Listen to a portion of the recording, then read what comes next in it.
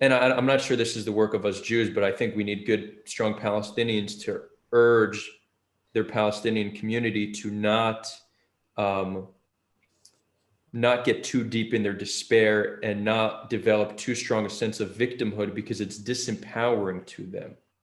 Yep. Right? The idea that Palestinians don't feel like they have any control over their destiny makes them not have any control over their destiny.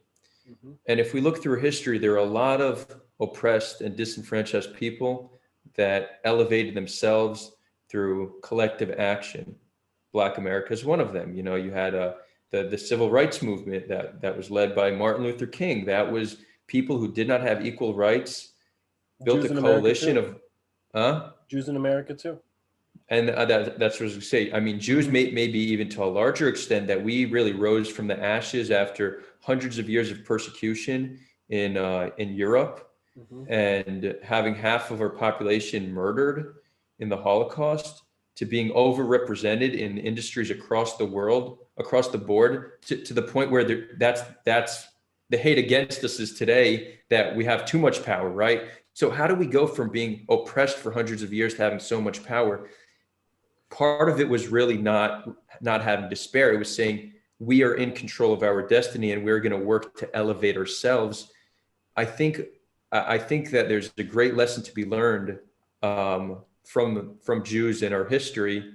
Other oppressed populations can certainly learn something from us, because we succeeded big time. Are those conversations had in your Discord where it's like, I'm Jewish, my entire grandparents, one of my grandparents' side, completely wiped out in the Holocaust. We had nothing, and and look at where we are now. Is that sort of communicated as a way to inspire them, or would they hear that and be like, I don't want to hear that. Like, you don't know what I'm going through now.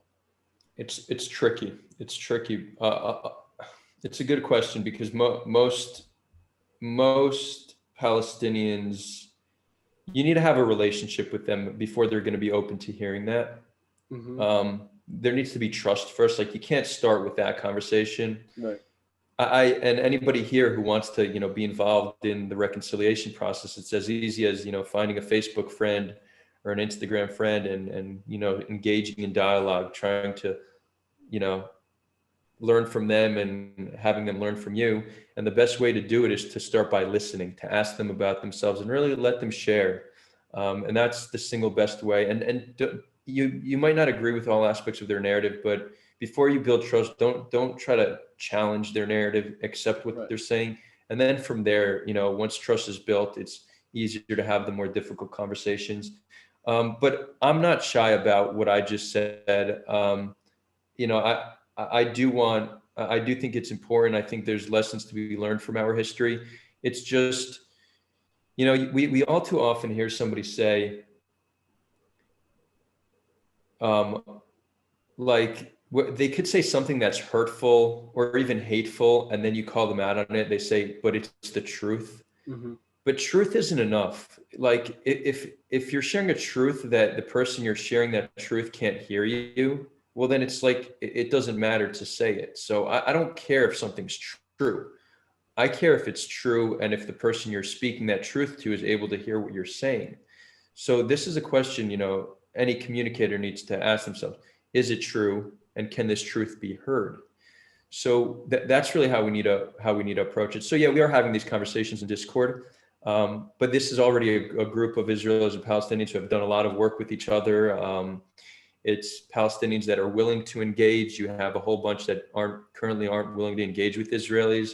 So it's not, we have a very special crew there. And the goal is for our Palestinians there to inspire their communities to be more involved in a peace building process, to meet Israeli friends, and also to be empowered to not sulk in their victimhood, day after day. Because again, on one hand, we need to be empathetic towards why they are like that, but find a way to Yeah. guide them towards empowerment. Sure.